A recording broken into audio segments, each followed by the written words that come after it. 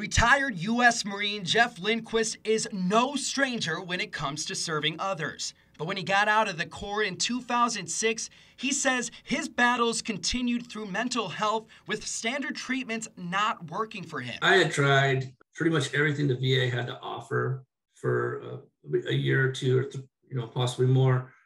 And I was just going nowhere fast. I just couldn't get on my own way. I wasn't sleeping. But around a decade ago, he says his fellow peer and flight doctor introduced him to Transcranial Magnetic Stimulation, which uses magnetic fields to stimulate brain neurons, changing how and when they release to help depression and PTSD. And he said, we're going to put a magnet on your head and we're going to calibrate that. And I'm thinking, like a magnet, what do you mean?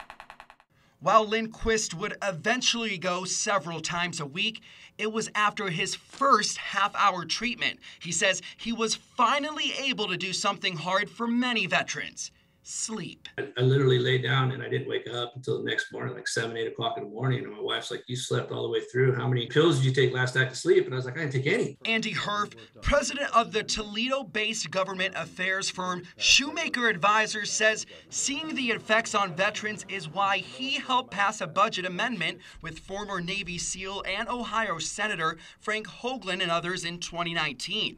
He says striving for accessibility for everyone is key now. Ultimately, our goal is to get this covered by insurance companies, because then it really could become ubiquitous. This is something that could be used all over the country. Herf says the treatments have created a community among veterans they want to recruit more towards, like Lindquist, who has only gone a handful of times since his initial treatments a decade ago.